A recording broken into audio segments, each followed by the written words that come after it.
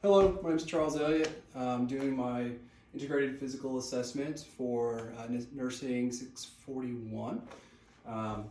We're here in my home, and this is Megan, my girlfriend, and she's going to be helping me out today. Okay. All right. So the assessment begins essentially as soon as I walk into the room. And first, I want to introduce myself. So, Megan, my name is Charles Elliott. I'm an SRNA here at the hospital. That stands for Student Registered Nurse Anesthetist, so pretty similar to a nurse practitioner. We just kind of focus on anesthesia. And I'm here today to do your physical assessment. Do you have any questions before we begin? Okay. This assessment can sometimes take up to about an hour. So if you need to use the restroom, if you need to make a phone call, anything like that, I'd ask that you just go ahead and do that now. And then as we're progressing, if you have any questions or if you need to stop for anything, you just let me know and we'll accommodate you. Okay? All right, so as I've walked in, I begin assessing. So I'm checking her appearance. Megan looks well put together. She appears to have a good color. She looks a little tired. It's a little after midnight tonight, so we've been working on this all day. So she's a little tired, but that's okay. Good color. She's got good posture. She doesn't seem to be in any emotional distress, any physical distress. I don't see any overt physical deformity. Everything appears symmetrical: shoulders, legs, head, eyes, mouth. So we're already looking at her as I come in. All right, Megan, we're going to go ahead and start with, actually first, can you please tell me your name and date of birth? Megan Cook, 3/8/89. Okay, and can you tell me where you are? In our dining room. Our dining room, okay. And can you tell me the month and the year? January 2022. Okay, and if I were on fire, what would you do? Put you out. Yeah, thank you. Okay, Megan, I'm going to go ahead and get some vitals from you, okay? Okay. First thing I'm going to do is go ahead and get your temperature. Okay, this is just a digital thermometer. I'm going to put it underneath your tongue. Keep up, say ah. Ah. Perfect. I'm going to put that under there. I'll hold that until it beeps. Now, of course, I would have washed my hands before entering the room and sanitized again once I got in. And since Megan and I live together, I'm not wearing a mask, she's not wearing a mask, but of course, we would have gloves on and both of us would be masked at this point.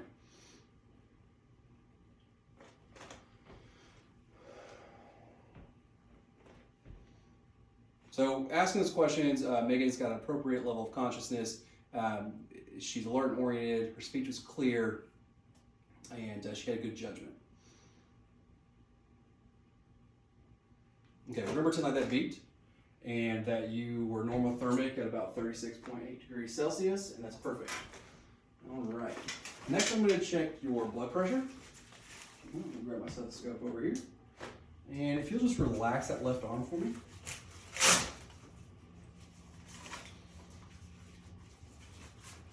I'm going to slide this up your arm. Tighten it up a little bit, get it to where I can see the meter here. I'm going to place the left arm line over your brachial artery, just like that.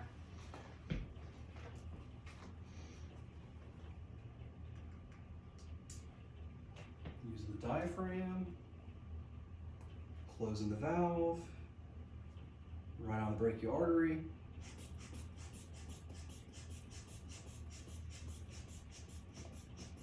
I'm going to go up to 160.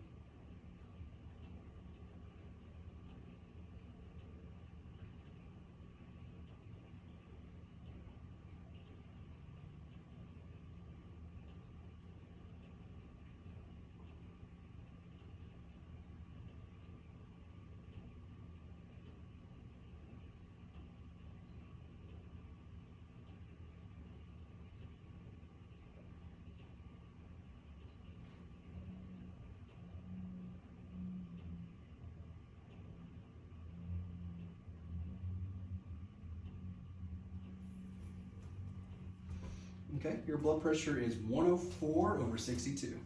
It's good work. Is that normal for you? Usually I'm told I'm low. Well, low. So Well, yeah, low's better than high. Well, sometimes. Now I'm going to check your pulse. And I took my watch off. That's okay. We'll use the clock right over here. We're going to count pulse for 60 seconds.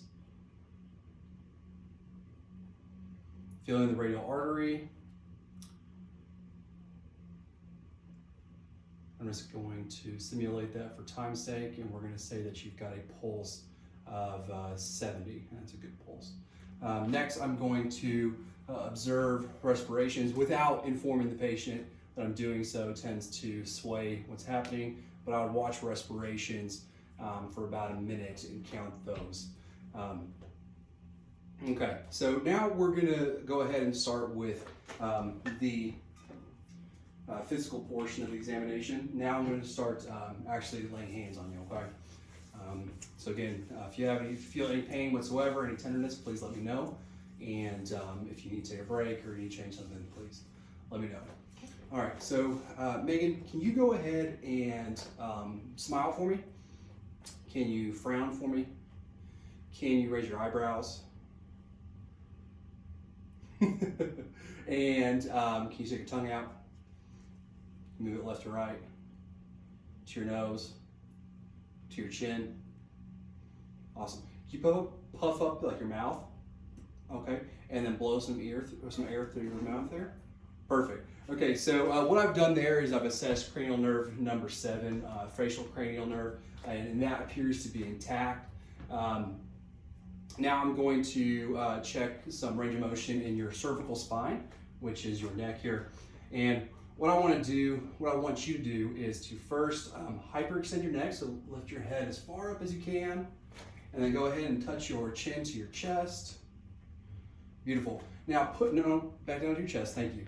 Now push up against my hand. Beautiful. Now raise up and then push your chin down against my hand. Cool.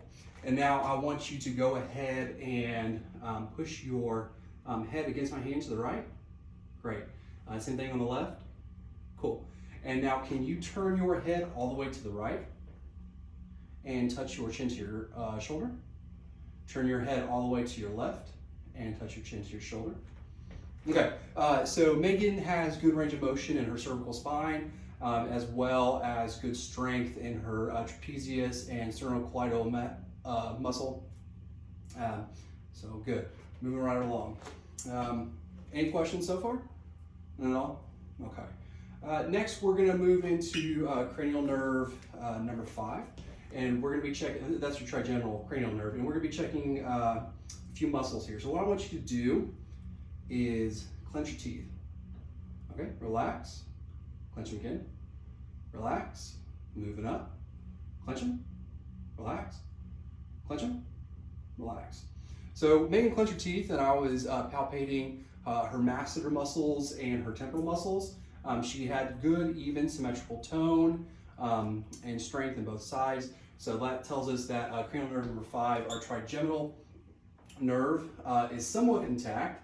But now I'm going to move to the rest of the assessment, and we're going to check for some light touch, some sharp touch, and some dull touch. So the light touch, I just want you to say okay when you feel it, and the light touch, and the sharp touch, just say sharp, and dull touch, say dull. Okay. All right, Megan. I'll just have you close your eyes. Yep. Yep. Mm-hmm. Yep. Sharp. Dull. Sharp. Sharp. Okay. Awesome. Thank you, Megan. So our cranial nerve number 5, trigeminal, is indeed intact. Now I'm going to move into an inspection of your head. So inspecting head visually, I'm looking for symmetry, I'm looking for contour, I am visually inspecting the hair, looking for signs of baldness, alopecia, any thinning, anything like that. Your hair looks great. Good contour. Now I'm going to start feeling through your scalp, running my fingers through here. Check again, now visually palpating the contour of your skull, checking for any lumps, any bumps, anything out of the ordinary. And again, just letting me know if anything is painful whatsoever. You have any issues there? No. No? Okay. Now I'm going to palpate your sinuses, and I want you to let me know that center, okay? Starting with your frontal sinuses here above your eyebrows, and then down here on your maxillary sinuses below your eyes and your cheekbones. Any issue there? No. Not at all? Awesome. Okay. Now I'm going to start with palpating some of your lymph nodes. Again, tenderness, just let me know, okay? My hair above the way for you. Yeah, thank you. Okay, so I'm going to start posteriorly and move anteriorly. So I'm going to start back here at the occipital lymph nodes. I do not feel anything. We're going to go auricular, nothing. Preauricular, nothing. Oh goodness, what are these ones? Oh no, our tonsillar lymph nodes right here. A little swollen, but symmetrical on both sides. No tenderness. No? Okay. And then we're just going to move down to our submandibular. Nothing. Submental. Nothing. We're going to move to our superficial cervical. Nothing. And then I'm just going to have you turn your head to the left. We're going to check our deep cervical chain. Nothing. And then keep turning your head to the right. Deep cervical chain. Nothing. And then I'm going to check our posterior cervicals. Anything at all? Nope. Awesome. Fantastic. Okay. Now, Megan, I'm going to go ahead and I'm going to check your 11th cranial nerve, the spinal accessory nerve. And what I want you to do is shrug. Okay. One more time. Shrug. And then earlier you notice I had you turn your head left and right against resistance, and that was the other portion of testing this cranial nerve. So your 11th cranial nerve, the spinal accessory cranial nerve, is indeed intact. Right. Okay. Now, Megan, we're going to do an assessment on your eyes. There's going to be some bright light involved, some palpation, and again, if you have any questions, let me know. And if anything's bothering you at all at any moment, please let me know. Okay. So moving into the patient, I'm going to first visually inspect the external eyes, and I see that she has good eyebrow distribution, full eyebrows. They're symmetrical on both sides. I see that she has eyelids on both sides. I see that her eyelids do indeed cover some of the iris, but they do not cover the pupil. I see that she has eyelashes bilaterally and that they curve upward in the correct fashion. I see that her pupils are both round. They appear a little less, they're not equal. That's because she's got more light in her left eye than in her right eye currently. And then checking the sclera of her eyes. The sclera appears to be slightly red, but it's a little dry out, a little cold, and she's a little tired. Now I'm going to pull your eyelids down, and I'm going to check the conjunctiva. Conjunctiva appears to be pink, if not a little pale, but intact. And then also, will you look up for me, look left for me, look right for me, look down for me? Awesome. And again, it appears that her sclera are red, but no significant issue there whatsoever. And then Megan, I just want you to close your eyes, and then don't let me open them, okay? Okay, good strength there. Okay, and now I'm going to, this is the light portion, okay? Oh, just get my pen light here. Okay, actually before I put the light in your eye, let's do the Rosenbaum test here. Okay. So what I want you to do is hold this 12 to 14 inches away from your face. So not fully out, but probably like right about here. And then I just want you to read the lowest line that you can, okay? Okay. And we're gonna start with one eye at a time. So if you will cover your right eye. 63925 ME3XOX85. Okay. And then will you do the same thing with your left eye covered? 63925 ME3XOX85. And then will you do that again with both eyes? 63925 925ME3XOXA5. Okay, and then, awesome. So Megan has 20/20 vision. I only had one Rosenbaum card. Obviously, I would need two to be checking her as she's reading it. But Megan has 20/20 vision. Now, Megan, this is indeed, actually, no, we're not gonna shine light yet. We're gonna check your visual fields, okay? So what I'm going to do is I'm going to cover one eye at a time, and then I'm going to bring an object into your peripheral view, okay? And I just want you to tell me when you can see that object. Okay. Okay, does that make sense? Mm-hmm. Awesome. All right, Megan, we're gonna start with your right eye covered. Do you want me to hold it or you hold it? Huh? You're gonna hold it, okay. Actually, no, that'd be helpful if you held it. So, yeah. So, cover your right eye, and then we're going to start superiorly. Can you just tell me when you see it? Yep. Okay. And we're going to start laterally. Can you tell me when you see it? Yep. Okay. Inferiorly? Yep. And medially? Yep. All right. Megan, will you cover the other eye? We'll do the same thing. All right. Again, starting from the top. Yep. Okay.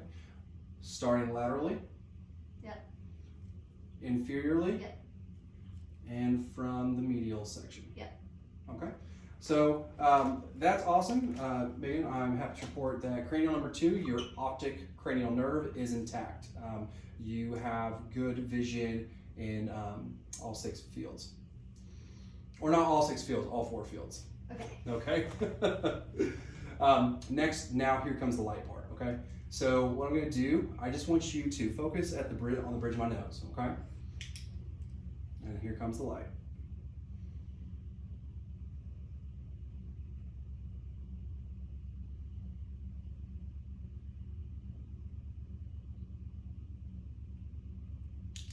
Okay, so Megan has round pupils. They are reactive to light. Her pupils are about a 5. We also have consensual reaction or consensual constriction in the pupil not directly receiving light stimulation. Okay. Last thing, I just want you to look at my finger and then look at the wall past the finger. Look back at my finger. Wall. Finger. Awesome. So Megan's pupils constrict when she's looking at my finger, which is closer to her. So we have adequate accommodation there. Next, Megan, we're going to check cranial nerves number 3, 4, and 6. That's going to be your oculomotor, your trochlear, and your abducens.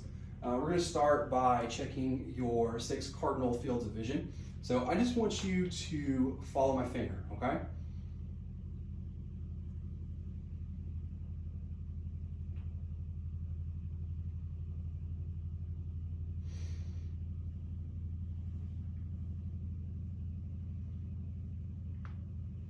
Fantastic. Okay. You feel all right? Mm-hmm. Okay. Next time, now this time, I'm going to want you to follow my finger, and I'm going to go left or right. And when I go left or right, I want you to follow it as far as you can, and then hold your eyes there. Okay.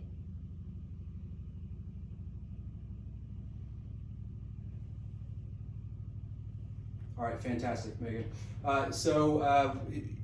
Megan's eyes were moving symmetrically in all 6 fields of view. She had no nystagmus when holding a lateral gaze. Last thing we need to do, I'm going to cover one eye at a time, okay? And when I do this, I want you to just look at one point straight ahead. Just keep your eyes straight ahead, fixate on a point, and don't move, okay? Okay. And so I'm going to cover your left eye. Uncover. And I'm going to cover your right eye. Uncover. Awesome. So no drift there. Each eye remained midline and an anterior point. and did not notice it when covering or uncovering. So that's awesome. So cranial nerves number 3, 4, and 6 are intact. That's your oculomotor, your trochlear, and your abducens. Okay. Next, we're going to do a little bit of a visual inspection with an ophthalmoscope. Now, I don't have an ophthalmoscope with me. I'm going to use this otoscope kind of as a visual representation. Now, typically, when you use an ophthalmoscope, you want to look left eye to left eye and right eye to right eye. I only have a left eye, do not have a right eye. But however, this doesn't change what you're able to view. It's more of a comfort measure for the patient to ensure that you're not nose and right up in their business. So I'll adjust slightly to ensure that I'm not making contact with the patient's face, okay? And so what I'm gonna wanna do is get about arm's length away from Megan, and I'm gonna bring the ophthalmoscope up to my left eye, looking at her right eye first, and I'm gonna turn it on. And what I'm looking for is her pupil, and then I want to see a red reflection in her pupil. And essentially, that just tells me that we're getting light through the chambers of the eye and it's bouncing back. I would then do the same thing to the left eye, and then I would make contact with the patient's head, and of course tell you before, and then I would find that red disc again, and I would slowly come in. Now what I'm going to do is I'm going to, and again, this is an otoscope, not an ophthalmoscope. It wouldn't have a protrusion like that. They're usually flat. But I would make contact with your head so that we don't bump heads. I would turn this on, and I would come in, and I'm going to keep my fingers out so that I don't make contact with you. We don't come nose to nose. And then I'm just assessing for some vasculature in the eye and ensuring that I see the optic disc and that we don't have any granulation or any discrepancies there. And we're going to do that bilaterally. And that's about it for the ophthalmoscope. Next, we're going to move to your nose. Again, visual assessment of the nose. Looking for symmetry, we have it. We don't have any discoloration. We don't have any lesions. We don't have really anything wrong with it. Lesions, symmetry, anything wrong. Her septum from the outside, her nasal bone at least, is symmetrical. So now, Megan, I'm going to have you extend your neck, look up a little bit. And what I'm going to do now is I'm going to slightly push the tip of your nose up, and then I'm going to stick this light in, and I'm going to inspect each nostril, okay? Mm-hmm. All right, awesome. So as I stick the otoscope in, I'm just assessing the mucosa, the turbids, and the septum. And so for Megan, in her case, she's got slightly pale pink mucosa. I can see her turbids. They're not super swollen. I can see her septum. It's not deviated. It looks symmetrical on both sides. I don't see a ton of redness or anything like that. Next, Megan, we're going to check a sniff test, okay? So what I want you to do is cover your left nostril and sniff through your right. Cover your right nostril, sniff through your left. Okay, next I want you to close your eyes. Okay, same thing. Would you cover your right nostril, please? Smell? Can you tell me what that is? It's vanilla. Vanilla, awesome, it is vanilla. Okay, and can you now cover the opposite nostril? And smell? What's that? It's hot sauce. Hot sauce, perfectly, perfect. So, so we know that she's able to move air through both nostrils efficiently, and then we also know that our olfactory cranial nerve number 1 is intact. She's able to recall smells, and she did so appropriately. Megan, now we're going to move to your ears, okay? And what I'm doing first from the front, and I'm going to change the cover on this otoscope. What I'm doing first is I'm looking at your ears from the front, and your ears up appear in line with the corners of your eye, and they appear symmetrical. And I don't see anything from the front. So now I'm going to move to your left ear. Now, when using an otoscope, you're going to want to hold it like a pen, and you're going to hold the otoscope in the left hand when examining the left ear and the right hand when examining the right ear. And I won't do the right side because you'll just be seeing my back, but I'll examine the left so you can see what I'm doing here. So you just eyes front, please. Thank you. So what I'm doing now is I'm visually inspecting the external ear. I'm checking the tragus, I'm checking the auricle, I'm checking the mastoid bone back here. I'm palpating it.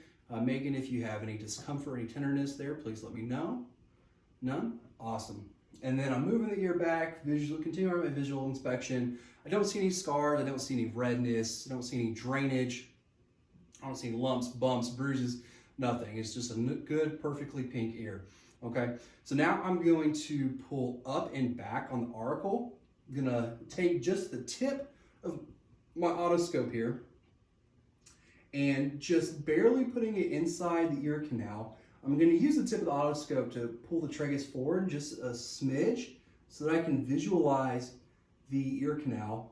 And in this ear canal, I can see that she's got a nice pink middle ear, and extending into the canal, I can see a pearly white, kind of gray, shiny tympanic membrane.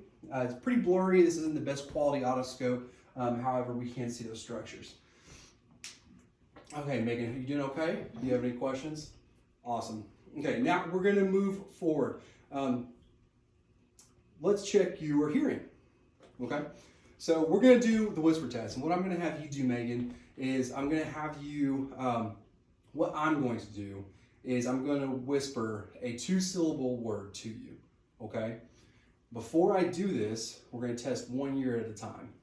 So I'm going to have you place your right index finger to your right ear, right there, kind of where your tragus. Perfect. I want you to occlude the ear canal and then kind of move it in circles. And then I'm going to come over here and I'm going to whisper the word, okay?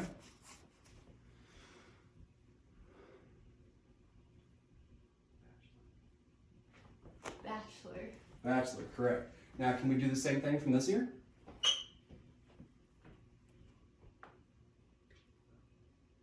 Peanut. Oh, one more time. Let's try that again. Pizza. Pizza, correct, correct. All right, so we've got good hearing. Awesome. Now, Megan, if I had a tuning fork, I would at this point assess cranial nerve number 8. That's your auditory, sorry, I'm tired, or vestibulocochlear cranial nerve.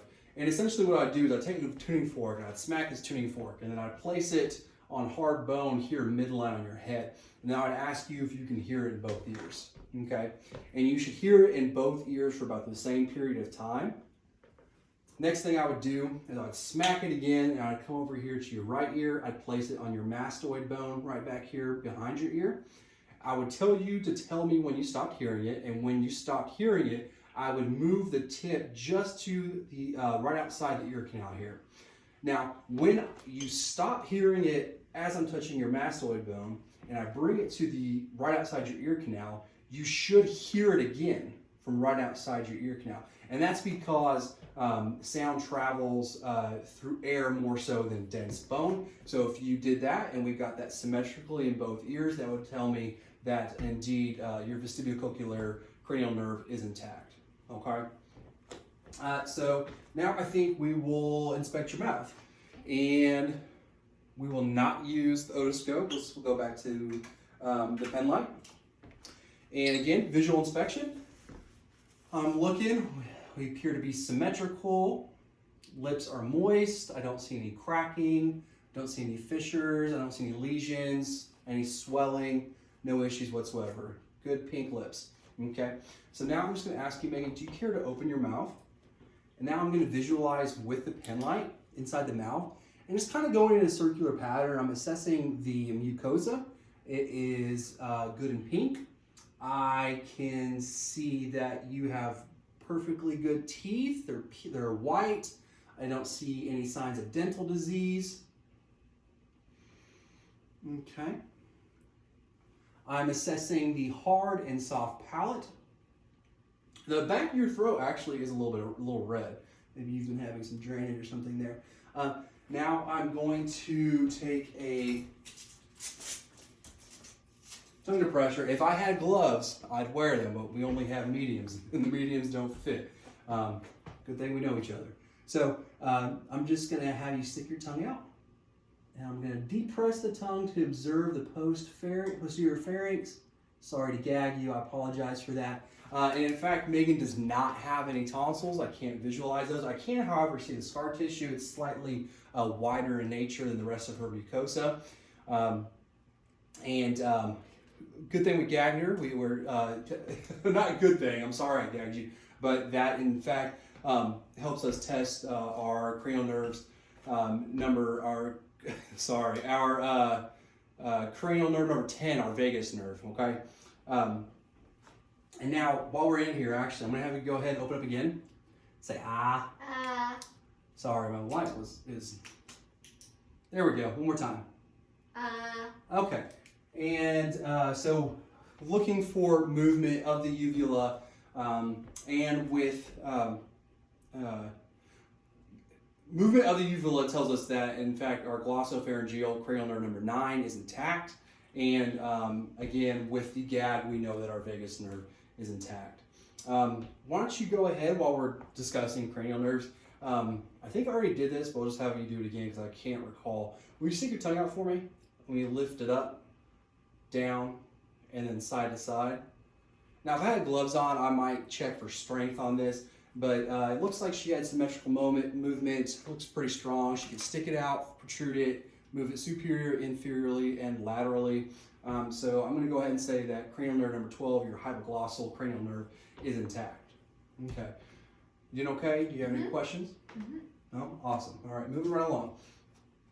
Now, Megan, we're going to move. We've done your head, we've done your hair, we've done your ears, your eyes, your nose, your mouth, your face, and now we are going to move to your neck. Okay? Okay. And so, again, if you don't care, do you just slightly look up for me so that I can visualize? Awesome. And so what I'm doing here, same thing as before, is I am assessing symmetry. It appears symmetrical. I am palpating and assessing our sternocleidomastoid bones, or muscles here, sorry. And they appear symmetrical. And then trapezius back here feels symmetrical. And we already checked those lymph nodes. And now I'm going to go ahead and feel your trachea.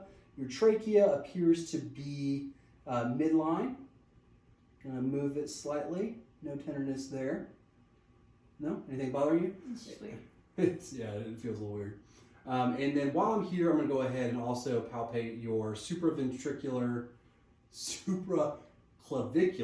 lymph nodes and your infraclavicular lymph nodes. Awesome. Okay. Also, I'm going to palpate your carotid pulses on your neck, making sure that I only do one at a time. That's a good strong 2 to 3 plus. I call it a 3 plus carotid pulse. We're going to do the other one. Good strong 3 plus carotid pulse. And now I'm going to auscultate with the bell side of my stethoscope to ensure that we don't have a bruit.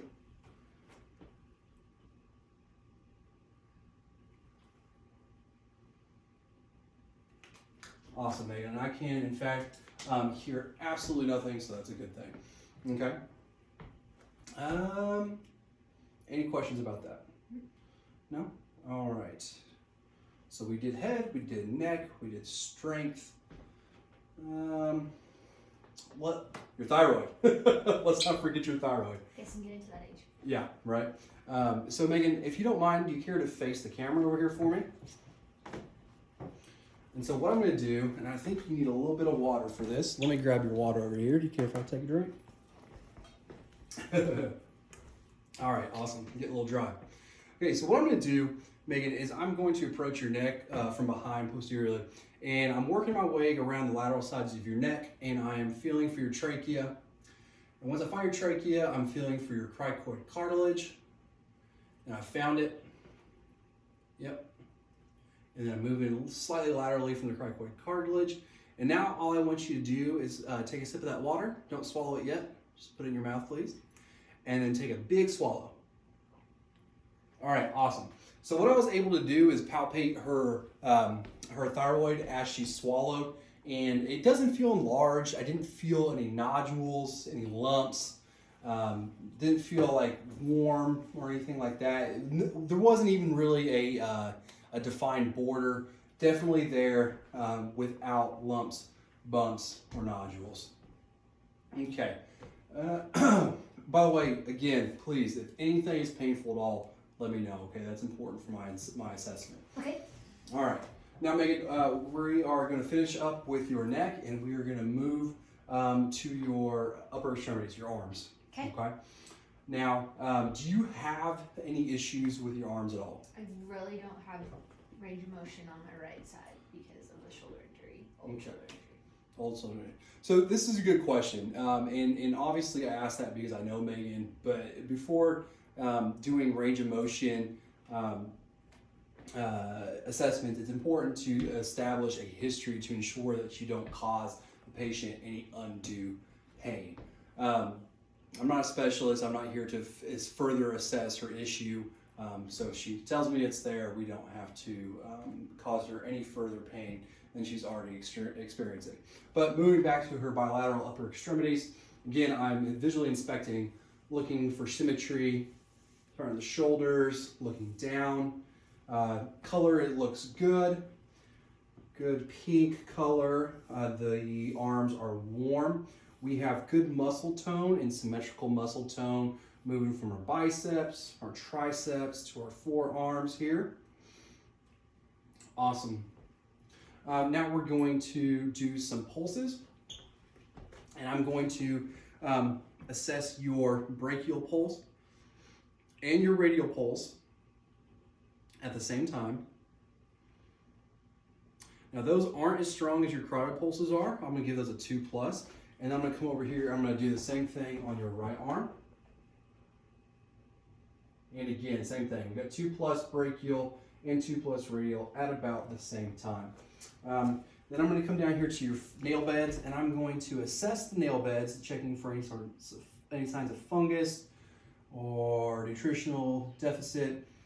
Okay, so nails look good. Now we're going to check cap refill by depressing the nail beds, turning them white, letting them fill back up. She's got a cap refill less than 3 seconds, so we know that that's good. While I'm here at your fingertips, we're going to do a little bit of range of motion. Oh, I'm sorry. Are you losing something? Or are you tied to the blanket? Oh, sorry. I'm just going to have you put your arms straight out in front of you. Okay, and will you drop your fingers to the ground? And will you raise them back up? And will you move them side to side? I'm sorry, pointing them straight back at me. Now move them side to side. And how about circles and inside circles? Awesome. Good range of motion in your fingers and in your wrists there. Now, can you put those back out for me, please? And then I want you to put your fingers together and then open them. All right, good strength. And now keep them open and don't let me close them. All right, awesome. Good strength there too. Okay. And also, while I've got her hands in my hands, I'm feeling on her joints here, ensuring that I don't feel any extra warmth, any crepitus as I move them, and ensuring that she is not experiencing any pain either. But these aren't tender. Nope. Okay. Any issues whatsoever? Nope. Good. Awesome. Okay. Can you go ahead and give me a good strong squeeze right there on my fingers? Fantastic. Okay, now we already discussed your shoulder issue, so we know that's your right one, right? Mm-hmm. So we'll try to leave this one alone. So we'll do the left one. Is it okay if we do it here? Okay. So first thing I want you to do, I'm going to assess some strength here. So I'm just going to have you put your palm up, and I'm going to want you to do like you're doing a curl. Okay. Awesome. Now get it all the way curled. Perfect. And push it back out. Awesome. Good strength there. Okay. Now, are you able to put this arm straight out to your side? Mm-hmm. Beautiful. Now, can I push down on your arm? Mm-hmm. Okay, don't let me push it down. Good strength. Okay, now I'm gonna push up against your arm. Good, don't let me push it up. Beautiful. Okay, now putting that arm back out in front of you, can you move it all the way up? Beautiful. You go a little bit further back. Beautiful. Back to midline, or back in front of you. And then can you move it sideways? Awesome. Back to the front. Can you move it down and behind your back? Awesome. Okay, and obviously I would do this on both upper extremities, but again, as we discussed, Megan's got a chronic issue there, and we don't want to cause any further injury. Are you okay? Any pain? Awesome. Okay, while we are also checking these arms, I want to check for sensory issues, and so similar to what I did with your face, I'm going to have you close your eyes, and I'm going to do some light touching, some sharp touching, and some dull touching. Okay. If it's light touch, say okay. If it's sharp, say sharp. And if it's dull, say dull. Okay? Okay. Sure. Sure. Dull. Sure. Dull. Really sharp, sharp, light, sharp. Okay. So Meg's not doing too well with his assessment. That was a light touch. We'll try this again. So this time I'm going to do a light touch. You just tell me okay if you feel it. Yep. Okay. Okay. Okay. Okay. Okay. And then now going back to sharp and dull. That's probably my fault. I should have explained that beforehand. So. Sharp. Dull. Sharp. Sharp. Sharp. Dull. Sharp. Okay, and so we're just ensuring that we do that both proximally and distally. So we've got good sensation to light touch, sharp, and dull, which is good. Now, again, I don't have that tuning fork, but what I would do here also to check for vibration sensation is I would smack that tuning fork, I would grab her hand, and I would find a bony prominence, like here on the wrist. I put the tuning fork to that bony prominence, and I would ask her if she felt the vibration. If she felt the vibration, that's a good sign. We would do that bilaterally and ensure that that is occurring on both extremities. Okay. Now I'm going to do another test of sensation. Now this one's called graphesthesia, and essentially what I'm going to do is I'm going to draw a number in your right hand with your eyes closed, and I just want you to tell me what that number is, okay? Okay. All right. Are your eyes closed? Mm-hmm. Beautiful. 4. Awesome. And now, Megan, this time I'm going to draw a letter in your left hand, and you just tell me what it is. W. Perfect. Awesome. And you can open your eyes back up. All right. Are you doing okay? Mm-hmm. All right. Awesome. Pretty sleepy? Me too. Now we are going to check something called stereognosis, and essentially what this is going to do is similar to what we just did. I'm going to have you close your eyes, and I'm going to have you open both your hands, palms up. Okay? Go ahead and do that. Now I'm going to place an object in each hand, and then I just want you to tell me what the object is. Okay? Okay. All right. Awesome.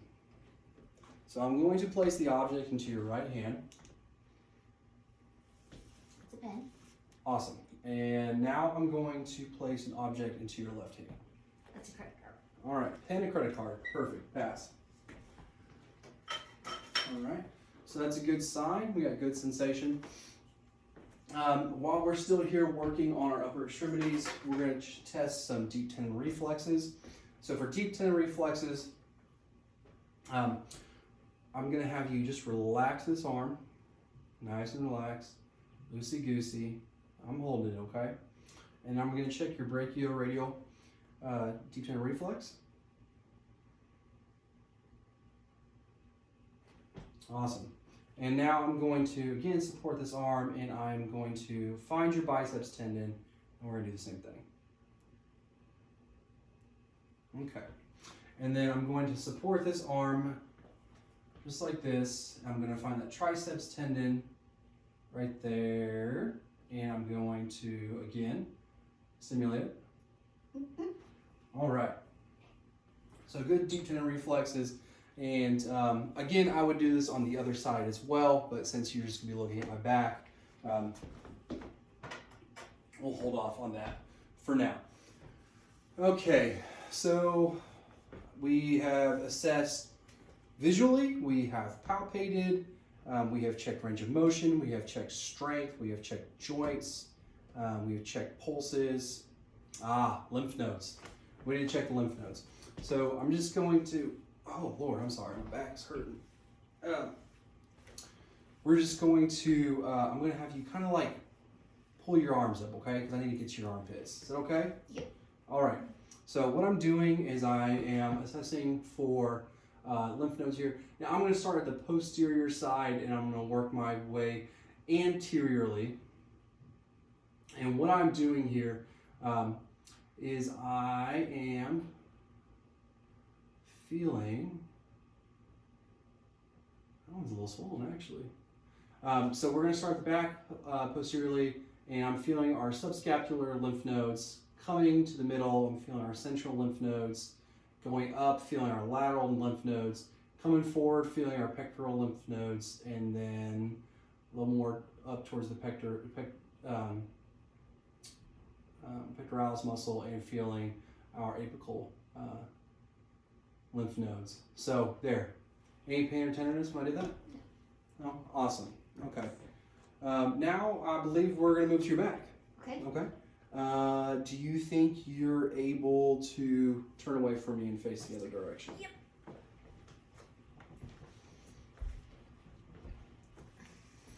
Okay. So I'm going to, Megan's wearing a sports bra. So I'm going to keep you covered in the front, keep you nice and warm as long as I can.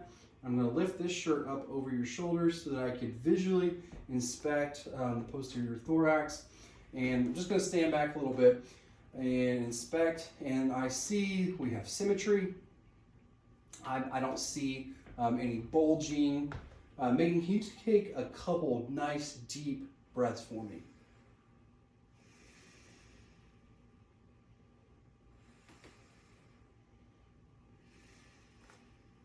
All right, again, I don't see any bulging, I don't see any retractions. Now I'm going to place my hands onto her posterior thorax. And can you take a nice deep breath from me again? And now I'm just feeling for equal rise and fall. That my hands move equally apart. Awesome. Awesome. Okay. Next thing, we're going to check some of our spinous processes here, and we're going to check our paravertebral muscles and ensure that we're not having any pain, any discomfort. Checking for symmetry.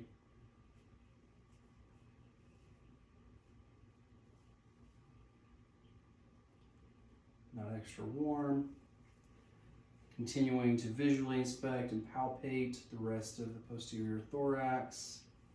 No lumps, bumps, swelling, bruising. No rashes, no lesions. Fantastic. Okay, so now Megan, what I'm going to do is I'm going to, it's called percussion, so I'm going to lightly tap on your back here, and I'm listening for some sounds. And really, I'm listening for kind of like a low frequency kind of thud sound, and that's just telling me that things are where they need to be in your back here. Okay. And then assessing for changes, that's the big thing, and doing it symmetrically. So we got 10 points, and we're going to start at the bases of the lung and trying to avoid the scapula and kind of following the 10 points around the spine here, okay? All right.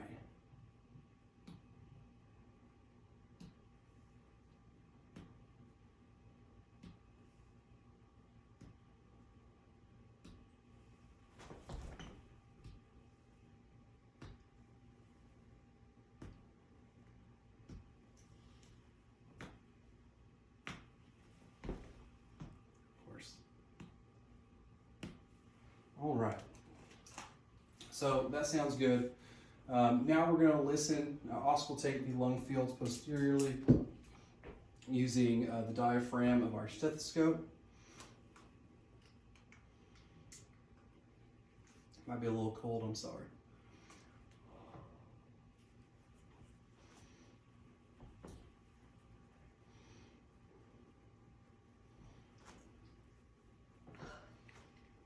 All right.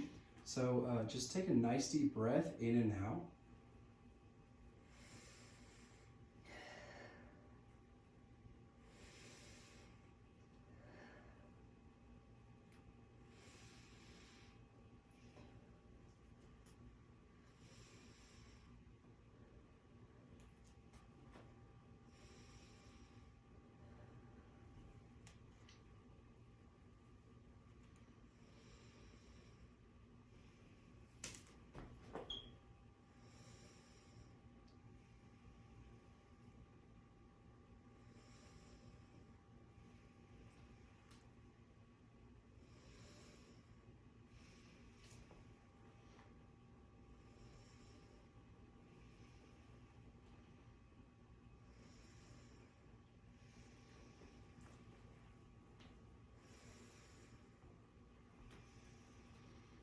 Okay, so we oscillated all 10 sites posteriorly, and clear movement on inspiration and on exhalation.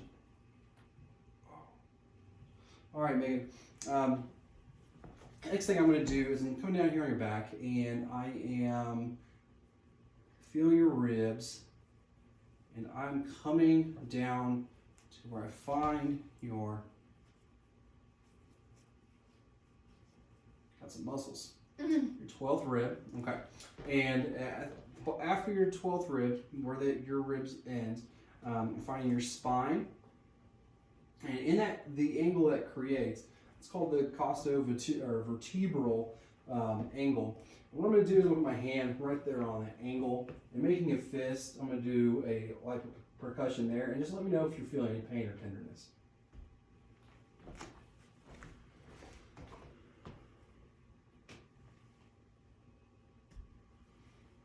No? Awesome. So Megan doesn't have any pain or tenderness when percussing the costovertebral angle, so we don't have a possible inflamed kidney. Awesome. Now Megan, I think that's it for the posterior thorax. So you can't, yeah, awesome. Go ahead and turn around back towards me, and we'll do the chest, okay? Now, if we were doing this real world, obviously I'd want to get a full visual inspection of the anterior chest, thorax area.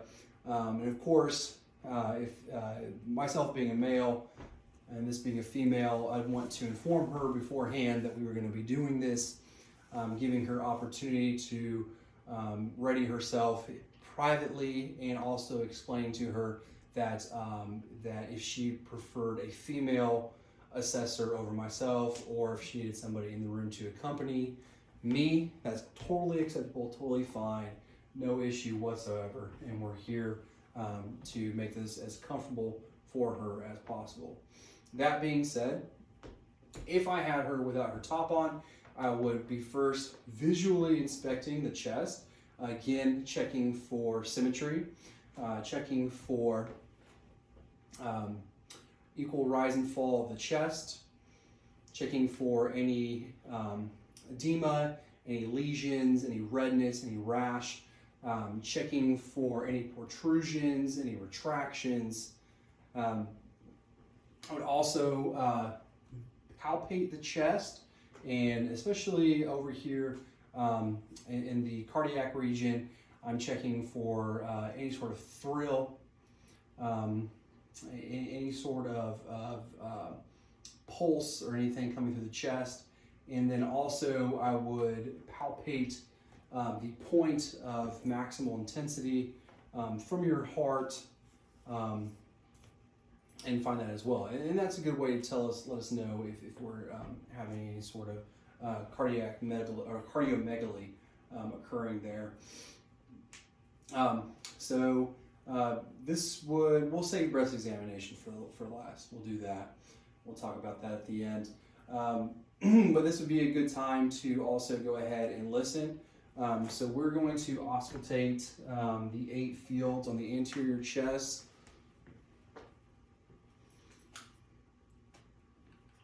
Okay. You go ahead and just take nice deep breaths in and out.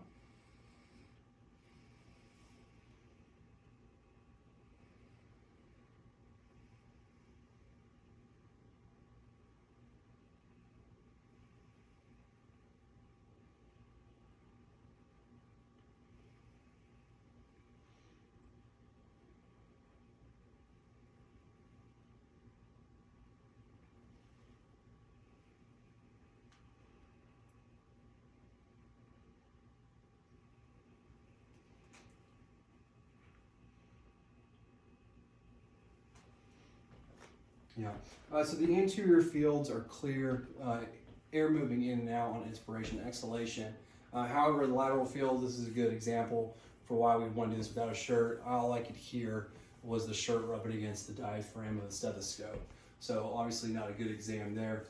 So now we're going to move to auscultations of your heart. And are you cold? I am chilly. You're cold? Okay. So we'll let her keep her jacket on here. Was it okay? I can move it back for you. Okay, awesome. All right. So we're going to find the angle of Louis. And we're going to start right there at that angle. And we're going to go right sternal border, listening to our aortic spot. We're going to go over at second intercostal space. We're going to go second intercostal space, left sternal border, listening to our pulmonic valve. We're going to go third intercostal space, left sternal border, listen to Erb's point. We're going to go fourth intercostal space, left sternal border, listening to our tricuspid valve. And then since, we've got breast tissue in the way, we're not doing breast examinations, I would go mid-clavicular line, fifth intercostal space, assessing for the mitral valve. Then I would be finding the point of maximum intensity, and at that point, counting the apical pulse rate through the stethoscope for 60 seconds. Okay? Are you okay? Mm-hmm. Okay. Just gonna get that jacket on there. Awesome. Go ahead and zip it up good and tight. Okay. So we did chest, we inspected, we palpated, we auscultated, we checked your superior or supraclavicular lymph nodes, your infraclavicular lymph nodes. We checked everything laterally on the chest and your axillary region. I think we're okay now. I think we can move right along to our lower extremities, okay? Okay. So I can do, let's just start with the seated position. We'll move to the lying position, okay? Okay. All right. So what I'm going to have you do, oh goodness. So again, all right. Actually, let's let you lie down. Let's do that. Okay. Yeah. We'll keep you warm. Let me lie down. No, I have to assess your legs. So why don't you put? She's wearing shorts, so I'm gonna have her. I need to assess your legs though. So so yeah. the blankie. Correct. Yeah. Right, but since you're wearing shorts, we'll let you flip around this way. Oh. That's what I'm saying. So you don't have to have your lower half exposed there to the camera. Okay. So again, do you want to cover your front since you're cold? You can do like this. Yeah. All right. Perfect. So what I'm doing here again is I'm visually inspecting, okay? And what I'm looking for here is color, checking for lesions, checking for rashes, redness, any sort of swelling.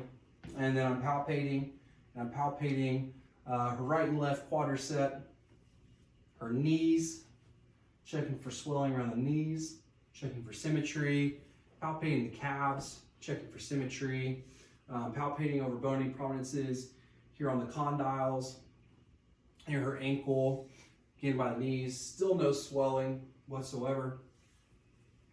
And now we can check some range of motion. Okay. So Megan, will you do me a favor and lift this leg as high as you can? Awesome. Put it back down. And knee to chest. Awesome. Ooh. Put it back down. Left leg as high as you can. Put it back down. Knee to chest. Put it back down. Okay. Now can you cross your left leg over your right leg? And then do the opposite. Awesome. And now while I'm up here, I'm going to assess your hips. Okay. And I'm going to find your ischial crest here. And I'm going to check for the mobility of your hips, ensuring that I don't feel anything strange, that we're symmetrical in position, that it's not causing her any pain or tenderness. Awesome. And then we already had her do her range of motion, and we'll check strength when we get back to a seated position. And then, is it okay if I take your socks off? Yeah. Awesome. Okay. So while we're down here, Megan's got some nail polish on, but I would be checking for cap refill and for any signs of nutritional deficits or disease in the nails themselves. I did say cap refill. I would be checking a posterior tibialis and dorsalis pedis pulse simultaneously in both feet. I'll do that now. And we have 2+ in both at the same time on the right. And 2+ in both at the same time on the left.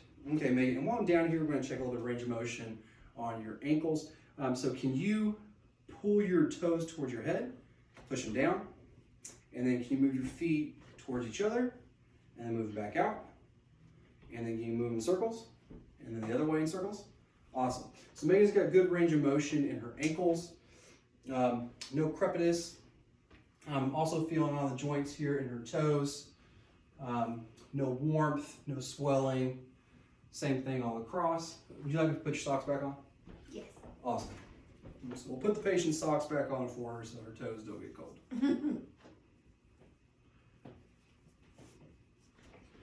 All right. And so I believe, now, do you care to please roll over onto your belly? Sure. All right.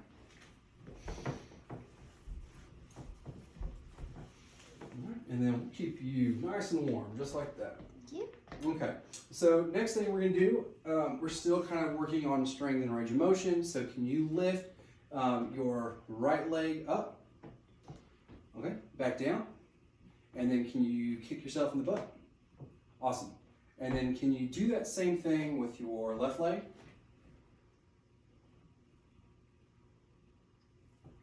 Awesome. All right, now can you kick your butt with this leg? All right, now push your leg down. Beautiful. And then bring it back up. Awesome. Okay, so bring this one up. Awesome. And then bring it down. Awesome. So Megan's got symmetrical strength in both legs. She seems to have good strength in her hamstrings and her quadriceps. Good tone back here as well. Everything seems symmetrical. Good range of motion, good strength. So we're doing well. I believe now I'm ready for you. Yeah. Actually, I always forget this one. Babinski reflex. We need to do that with your sock off, and I apologize for that. Okay? That's okay. So I'm just going to take these back off one more time, and I'll put them back down, put them back on when I'm done, I swear. And so basically what I'm doing is I'm taking the sharp end of my tongue depressor here that I've cracked in half, and I'm going to start from the heel. I'm going to work out laterally, and then back towards midline and medially to the big toe. Okay, so Megan's left foot curled. That's a positive Babinski, and that's a good sign. We're going to do the same thing over here. All right, same thing over here. Her toes curled. It's a positive Babinski, and that is a good sign. Obviously, if our toes were flaring, could be a sign of a larger neurological issue, but nothing going on there. All right, Megan, do you care to sit back on the side of the table here and face me once again? Yep.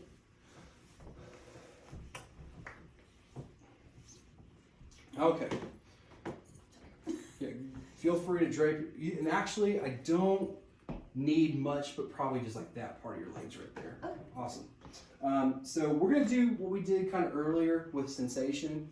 Similarly, I'm going to have you close your eyes. I'm going to do light touch first, and I just want you to say okay when you feel it. Okay. All right? Okay. Okay. Okay. Okay. Okay. So we assess bilateral lower extremities for light touch sensation, proximally and distally. Now moving along to sharp and dull pain, bilaterally, proximally, and distally. And this time, Megan, with eyes closed, again, if you feel sharp, say sharp. If you feel dull, say dull. Okay? Dull. Dull. Sharp. Sorry. Sharp. Sharp. I think you're anticipating. Dull. Dull. I'm sorry, didn't mean to hurt you there. Okay, so good sensation in bilateral lower extremities, again, proximally and distally, and symmetrically. Okay, also similar to what we did with our upper extremities, I do not have a tuning fork, but yet again, I would slap that tuning fork, I'd find a bony prominence, I'd place the tip on that bony prominence, and I would be assessing for a vibration sensation in both lower extremities. All right. Deep tendon reflexes. So now we are going to assess deep tendon reflexes in your lower extremities, and we are going to assess the patellar deep tendon reflex by tapping on our patellar tendon just below the patella and on our Achilles. Okay. So just relax it. Awesome. Now this one, just slightly flex that flea up, just slightly. There we go. Awesome. Good reflex. And of course, we would do that bilaterally, but I don't think you want to be looking at my back. So good deep tendon reflexes there. Okay. And that concludes our assessment of the lower extremities. So now we're going to do an abdominal inspection. Megan, if you don't mind, I will have you lay on your back with your head this way and your legs towards the camera. I'm going to keep your lower extremities covered so that region won't be visible for the camera, okay? Okay. Okay. We'll put this lengthwise, keep you nice and warm. All right. And so, fortunately, I'm going to have to unzip your hoodie here. Apologize. Get that back on. And I'm going to raise the shirt to visually observe your abdomen. And I'm going to pull your shorts down ever so slightly just so that I can get to your abdomen. And keeping your legs straight here. And then also, Megan, do you care to just slightly bend your knees and bring your feet onto the table? Ever so slightly. Beautiful. Thank you so much. Really appreciate it. Okay. So with all examinations, we begin with a visual inspection. I see a flat tummy. I see a regular contour. I see symmetry falling from midline laterally. I don't see any abnormal pulsations. I don't see anything strained on inspiration and expiration. Everything seems to move symmetrically. And I don't see any obvious signs of issues by looking. So now I am going to auscultate the 4 fields or 4 quadrants of the abdomen.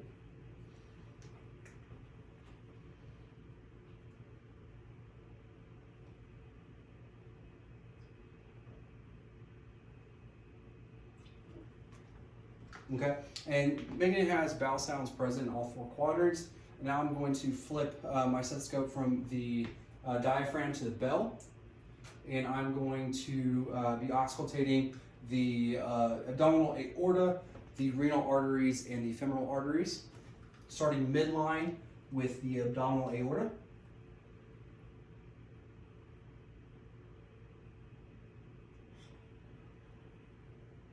Renal arteries bilaterally. And then femoral arteries bilaterally.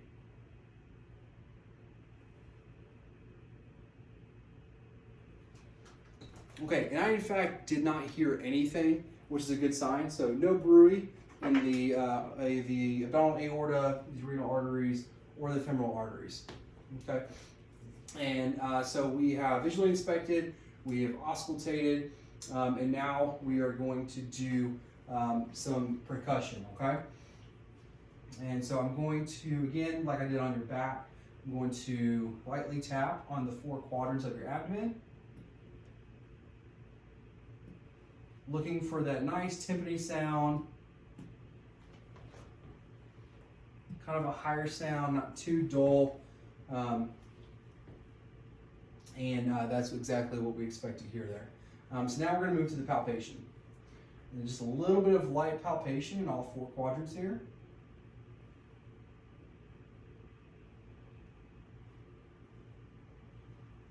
Okay, and so as I was lightly palpating all 4 quadrants, I was looking for any signs of tenderness, and I did not see any.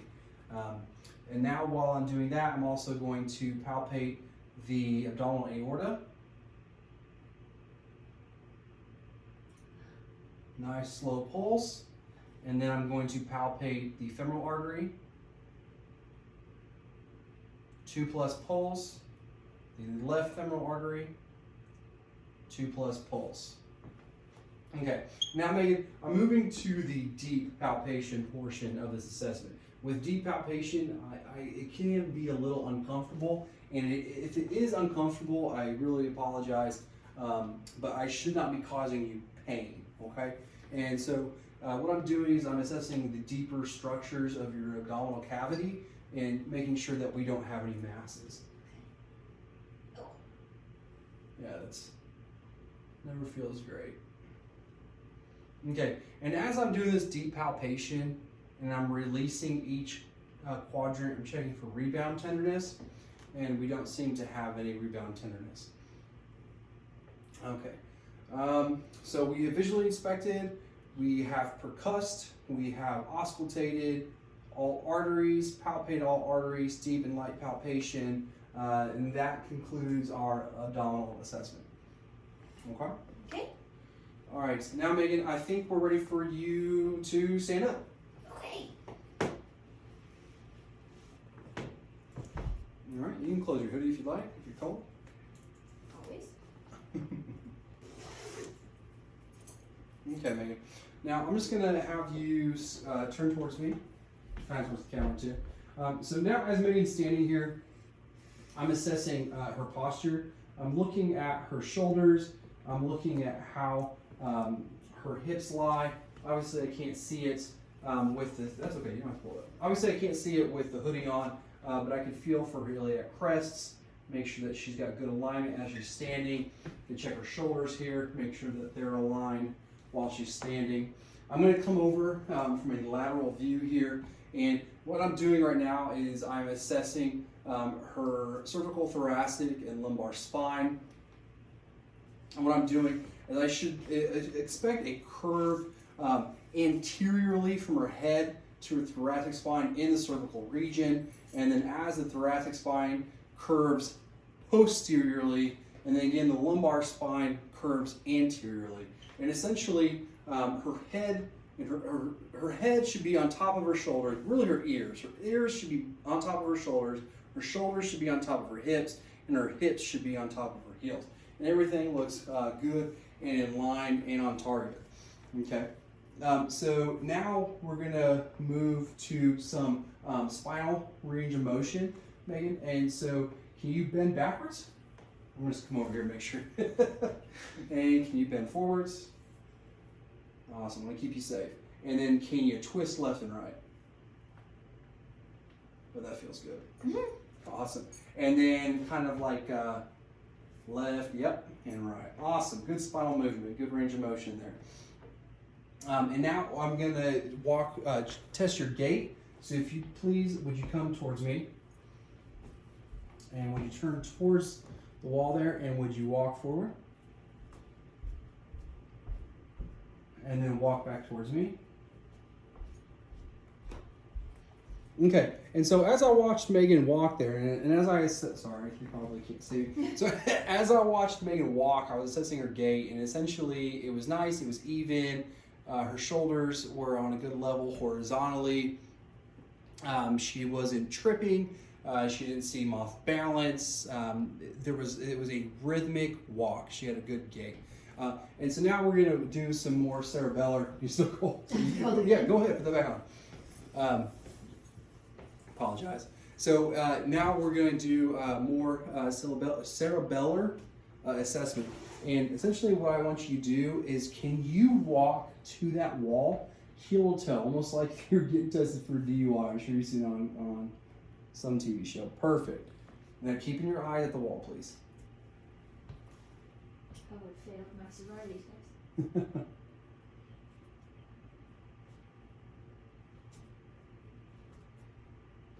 Okay.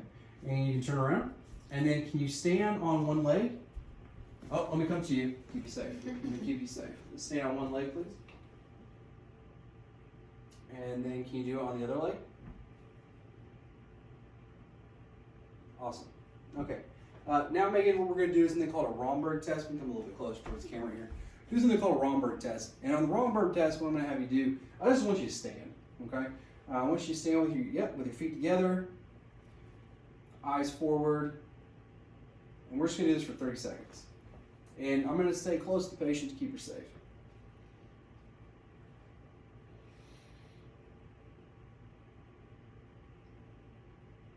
Okay, and for time's sake, we're going to say that 30 seconds has elapsed.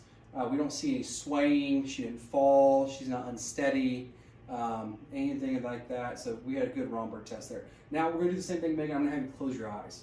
Same thing again. I want you to just stand there.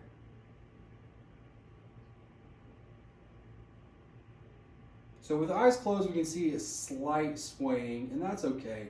But she's maintaining her balance. She's not falling forwards or backwards.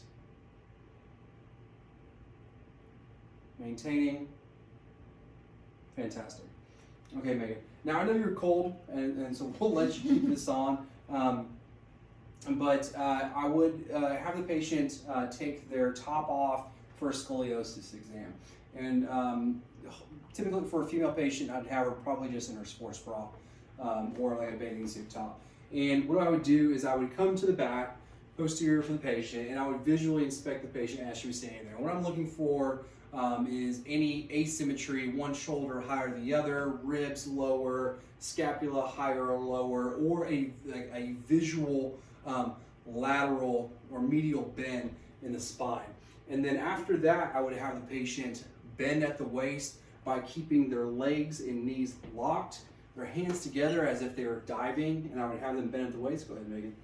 And then what I would do is I would come from behind, come a little bit up, and I'd be looking at a horizontal plane. And again, it's assessing for the same thing. I'm checking for symmetry.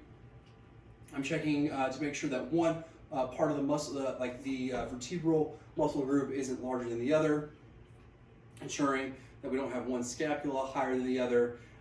Just checking symmetry at a horizontal level. And then I could essentially come and do it from this side and the other side as well.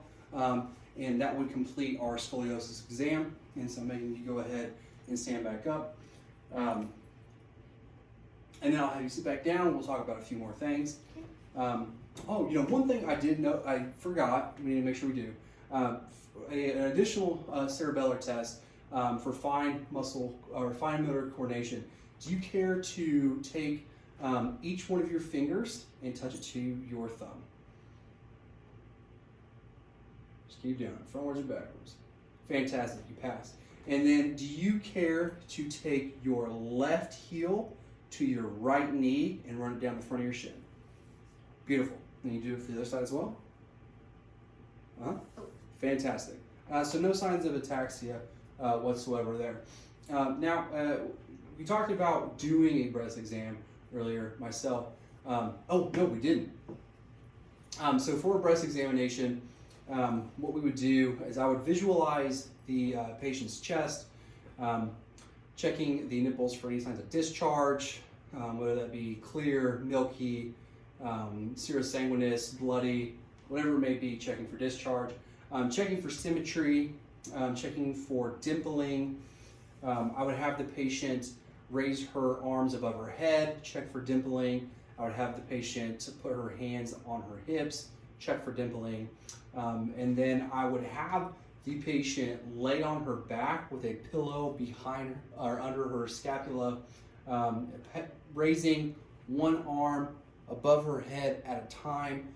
And then I would palpate the breast tissue, palpating all four quadrants of the breast, starting from the nipple, working our way out in a clock fashion, ensuring that we are palpating from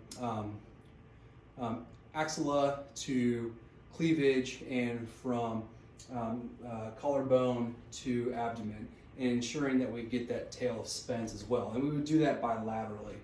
And while I'm doing that, I'm checking for rash, I'm checking for redness, I'm checking for nodules, I'm checking for lumps, I'm checking for tenderness and pain. And then for a self-breast examination, Megan, what I would want you to do for a self-breast examination, just once a month, typically about 3 to 5 days after your period, after a shower, you want to get out of the shower and visually inspect your breasts from the front, from the side, both sides. Okay, and same thing as I just told them, I want you to check for nipple discharge, whether it's clear, white, bloody, if it's kind of yellowy like a pus, I'm going to be checking for that, both nipples. I want you to check your areolas and make sure that there's no changes and that they're still symmetrical. I want you to ensure that your nipples have not inverted, okay? And I also want you to check for dimpling on the front. And then the same thing that I told them, I want you to put your hands on your hips. Do the same thing again, front, side to side, checking for dimpling. And then I want you to put your hands up, do the same thing, front, side to side, checking for dimpling, okay? And then what I want you to do is you will take, if you're doing your left breast, your right hand, or your right breast, your left hand, and you're gonna, same thing, raise the arm up behind your head, and you are gonna take 2 fingers and you're gonna start at your nipple, and you are gonna do small circular motions about the size of a nickel or a quarter, and you're gonna move or start at the nipple, move around the nipple in a circular fashion, in a circular clock fashion, and same thing as before. I want you to ensure that you're going from your armpit to your cleavage, going that tail of Spence up into your armpit, and then I want you to go from collarbone to your abdomen, okay? And I want you to do this once a month, and you're checking for redness visually, rash visually, discharge visually, and then when you're palpating, when you're touching, you're checking for nodules, lumps, pain, tenderness, or anything new. And if at any point something feels off or suspect to you, I ask you that you go see your general practitioner and you have them do a further examination. Okay? Megan, I'm finished with you. I thank you so much for your help, but you can go ahead and go to bed, and I'll finish up the male examination with my instructors here. Thank you. You're welcome. So if I had a male patient, obviously I'd be wanting to do a male genitalia examination. And with a male genitalia examination, like the breast examination, I wanted to let the patient know that was going to be happening ahead of time, and allowing him time to prep himself appropriately, and then also ensuring that if he felt uncomfortable, if he wanted somebody in there with him, that I allowed him to do that.